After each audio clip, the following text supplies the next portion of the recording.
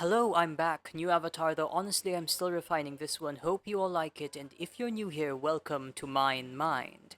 Anyway, looking forward to uploading more. I got some videos for Arcane and the vast world of Runeterra. K-pop Demon Hunters, that's a recent one, and I might even get back into the Has-Been verse, among others, so stay tuned. Anyhow, let's begin. Who are you? Cecil Stedman, Director of the Global Defense Agency. We run teams of superheroes to protect our planet from whatever dangers might arise. I've known Cecil since I was 14, the first GDA guy who wasn't a total dick. So I thought. He's scared of me. Of what I could become, I guess. It's my job to defend the planet from threats. Don't make me put you in that category, Mark. Darkwing and Sinclair don't have your abilities. You see things one way, and you won't make room for any other viewpoint. You threaten people who disagree with you. I don't threaten! Mark, I don't want to hurt you. I'm not the one who's gonna get hurt. You said you don't do threats. Yeah? Well, people change. I told you before, I don't waste talent, I fix it. This place was your rehabilitation. It was supposed to be my punishment. It was both. But here's what you still don't understand. You can be the good guy. Well, we can be the guys that save the world. We can't be both. Throughout the latest season of Invincible a few months ago by now, and actually sprinkled throughout the previous seasons even, but more focused on this time around, is the seeming moral dilemma and contention between Mark and Cecile. Now, after having watched the season, I was honestly left questioning, and have been for months now, if there was even any dilemma at all. Because honestly, I've come to think that Cecile was just right about almost everything. Almost everything. He's gonna tell us everything about the Beltran Empire and how to stop them. But feeling Cecile was right is no basis at all for any sound judgment, of course, so I wanted to explore why I get that impression of siding with Cecil Stedman right after having watched the season. Using real-world philosophies, concepts, and even evidence in the very show, let me present the case why Cecil Stedman was right about everything, here in Mine Mind. This season really delved into Cecil as a character more. Even with the first few scenes of him trading Mark, that close-up as Mark lifts up the iceberg hints already at Cecil's character. Credit to the animators because the facial expression really emphasizes this part of Cecil, being this genuinely devoted character to being good and to being a protector of the world. This is clearly established further by the show throughout his actions in previous seasons, and especially now in his flashbacks. Previous seasons showed that Cecil is one genuinely dedicated person, as we saw him stall Omni-Man himself, risking his own life just to buy Mark and Eve some time, already a show of his character which is restated further with his flashback as a field agent this season, risking his own life and well-being to stop or at least impede the corrosive bomb. We must also credit him with some very useful ideas, as he apparently already suspected Nolan's true intent right after their first meeting, not to mention his training program for Mark, which allowed Mark to actually be the strongest Invincible variant, or at least one of the stronger variants, during the Invincible assault on Earth. There is some good news, sir. This Invincible definitely wasn't as strong as ours. And maybe we have a chance. And as we will discuss later, I'd even argue that the sound device implanted in Mark was actually a very sound and, in fact, reasonable idea. But let it be clear then that the records do indeed show that Cecil Stedman is a genuinely good and effective person and leader, dedicated genuinely to the protection of mankind and the Earth. That is Cecil Stedman, director of the GDA, dedicated to world and human protection. But what is the world they live in exactly? Let's just say it's clearly a world less than ideal. And that is precisely why people like Cecil need to and do in fact exist. And that's exactly one message the show is honing in on this season, challenging us to what truly makes a hero, a savior of the world. Is it some idealized way of doing things, a particular look of actions that must be done perfectly, on principle? Is that really what makes someone the hero, the good guy? Or is it being a hero really the person who actually saves people and their homes? What should we value more as being good, saving the world, or looking good on principle while doing so? That quote is the core of this argument between Mark and Cecile, in which these can even be tied to actually real-world moral philosophies and frameworks, notably utilitarianism and virtue ethics.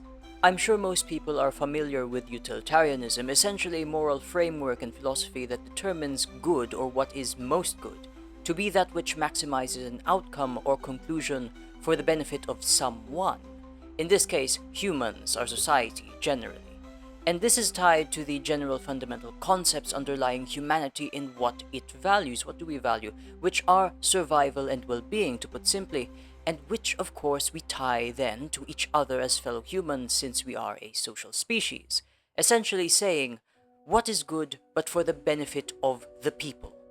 On the other hand, virtue ethics is more concerned with upholding principles that are seen to be generally useful towards the aforementioned human values and needs, and places incredible emphasis on the supreme valuation of those principles and actions thus committed, promoting the view that principled actions must always be upheld and is a better way of thinking and judging what is good rather than the nigh infinitely nuanced thinking of utilitarianism, which is susceptible to unstable subjectivity and even moral relativity.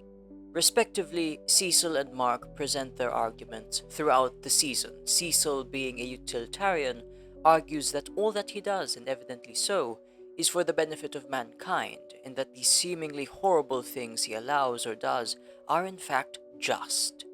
However, Mark then counters with presenting the principles that Cecile violates, and that being perhaps too comfortable with violating these things is innate an issue that must be addressed. But is there anything actually wrong with what Cecile is doing and did? Is Mark's implication that Cecile is merely sacrificing some amount of good for another good outcome actually founded? Well, let's go over the issues Mark raised one by one. The first topic would be Cecile employing Sinclair. We have in this case a crazed psychopath, honestly I think he's more of a narcissist really, forcefully experimenting on human bodies, stripping parts of their psyche in a delusion of grandeur and purpose. Very horrible acts, I'm sure we can all agree on that, from an equally deranged mind. In response, Mark wishes for Sinclair to rot in prison to pay for his crimes by isolating him from society so he can no longer perform his horrid acts, which is the whole concept of prison and incarceration. However, this default view in the modern world, where prison is always the go-to, may be a bit too simplistic, as Cecile does point out. As much as Sinclair was deluded, his work, quite frankly, actually did have some substantial amount of truth or effectiveness to it. His reanimen were actually very capable and potent fighters, capable of even putting up a good fight against Viltrumites, multiple Viltrumites, as evidently seen throughout the show. In this case, Cecile argues making him rot in a cell not only deprives him from committing his crimes and the sadistic satisfaction he derives from it, but also it deprives society of his possible talents. Because as we all know, no one is truly perfectly all bad after all. Sinclair can actually offer a good service to protect society or to help protect society, and that is precisely what Cecile attempted and in fact did. Essentially trying to separate the wheat from the chaff, dusting off as much dirt off the diamond, so to speak. And especially given Cecile's whole job of protecting the world, which outcome would really be better? Having reanimen protecting the world, or none? No reanimen protecting the world at all? Because what is Sinclair being not in prison even really doing? If he was in prison, sure he would be paying for what he did, but again, Cecile presents a better outcome, where his evil acts are not dismissed but are paid for, with Sinclair turning away from doing evil, or at least practically and effectively speaking. Cecile presents the concept of reform instead of merely incarceration as a means to deal with criminals, because with this method, you might even make them fight on the good side, eventually. And as I see it, we always get this trope in fiction that evil corrupts good people or the good, but we also forget that in order to counteract this, good also redeems people. I would say that the good also has to have a few tricks up its own sleeve to be effective at fighting evil, using and turning even evil things against evil the same way we see evil manipulate good people or good things towards its own ends. Also, reform is actually being argued to be a better philosophy and virtue we must implement in our prison systems, because under this framework, criminals can possibly once again rejoin society and be productive members, and thus lessen the resource burden on prisons and governments and thus nations. That's why real-world governments, at least some of them, are actively promoting this in their policies or trying to create policies. Because rather than have people stay prisoners, it makes more sense to actually try and reform and redeem them. Unfortunately, Mark does not seem to understand this, and his arguments are clearly emotionally driven rather than actually being driven by properly thinking, clouding his acceptance of Cecile's verdict expectedly since it was a close friend of his that was affected. But yes, Mark clearly was not thinking here, since confining Sinclair misses out on the good, the possible good he can actually do for society, and evidently would actually have had very dire consequences. Because I'm not just saying this, we see in the show that the Reanimen were absolutely pivotal and invaluable in multiple fights. The battle with Doc Seismic was turned because of them, Nolan was stalled because of them, and during the Invincible assault on Earth, further damage was averted and a few Invincibles even taken down because of the Reanimen. And Mark has then the gall to throw a fit and threaten Cecile after the clearly right call to reform Sinclair, instead of just imprisoning him, which literally saved their lives and people's lives, multiple people's lives, multiple times. Think, Mark! It is really clear to me that Cecile was right about using or employing Sinclair, because otherwise people would have literally died. They would have literally lost. Mark clearly does not see how he is inadvertently advocating for people dying to preserve some sense of moral dignity or righteousness.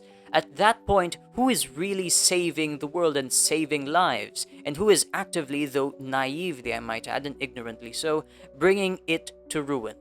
So we discussed a bit about how the show is actually showing that rehabilitation or redemption may be a better punishment or way of dealing with people rather than just incarceration. And Nolan and Alan's interactions are a great addition to bolster this fact. Furthering Cecile's point, as Nolan contemplates that execution is perhaps the only way that he could atone for his crimes, similar to Mark's incarceration virtue of justice, Alan then argues otherwise. In what is it that he argues? Essentially the same thing Cecile argues to Mark.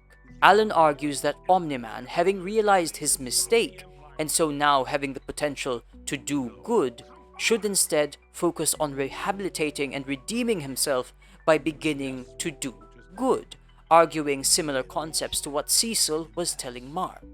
Alan states all the wasted potential good that Omni-Man can accomplish if he just lets himself die and gets executed. Again, the concept of looking at what is the better outcome, mirroring Sinclair's situation of wasted goodness or talent. Again, would you really have rather a world where Omni-Man just did bad things and died, or Omni-Man did bad things and then good things? Which one has more net good in the universe? I think the answer is quite clear. And then to add to these, Titan. Mark again on principle tries to bring him to prison, ignoring the repercussions of such an act, favoring the again overly simplistic and short-sighted mentality of just imprisoning bad people means good. Mark would really prefer a city wrecked by crime and low standards of living just so he can imprison Titan. I suppose that's why there are so many evil Marks. Isn't that curious? And speaking of evil Marks, I totally understand now why Cecile considered a contingency against Mark. Hear me out. Even Mark acknowledges the possibility of mind control when he considers it for his own father back in the first season. Someone's controlling you! Dad, tell me how to stop them! So, Mark should be aware that it is totally possible for someone evil to control him, and the appearance of the evil Mark variants only furthered the possibility of Mark himself possibly having evil potential. So you can see that from Cecil or any reasonable and responsible person's perspective, it is not a stretch at all to make a contingency in case Mark turns evil. Like what literally happened, an evil version of him literally turns up. And then the whole attacking and confronting Cecil definitely does not help his case. Clearly, at this point, Mark is simply acting irrationally entitled that no one should question his innocence, which ironically only demonstrates further his evil side. And especially given the fact that Mark is the seemingly strongest out of the Invincible variants, thanks again to Cecil as well, all the more reason to keep him in check. And yet, Mark has the ego and gall to act out and lash out at a guy who is genuinely just trying to do his job. I know Darkwing is supposed to be the Batman parody, but clearly Cecil fits the fundamental character a bit more. Genuine sense of duty, using wit and technology against his enemies, and making contingencies. You think one of us would go over to the other side? Or succumb to mind control. Yes, it's possible. That's why I developed plans for containing any or all members of the JLA, should the need ever arise. You put a weapon inside me? With what you can do, and after what your dad put us through, you're goddamn right I did. Contingencies. Clearly, this season shed more light on the concept of rehabilitation and thus redeeming evildoers rather than just relying on blind principles to seek retribution. Because principles are not really perfect, and especially in the world of Invincible, more dynamic solutions and approaches are needed to get the most good out of people or outcomes. Essentially, what Mark wants to happen is what just looks good, merely aesthetically and superficially good, rather than actually leaving an effectively good outcome. So what's the point of being the good guy, but not actually leaving the world as a good place? The season also emphasized Mark's potential to be a villain, being overly entitled, simple-minded, short-sighted, controlling, threatening, and even violent, even as he says the exact opposite to Oliver. These are clearly setups for coming storylines, a turmoil that Mark must face and resolve within himself. But what about you, fellow minds? Do you agree with Cecil? Let your own thoughts be known below. I'll be seeing you next time, here in Mine Mind.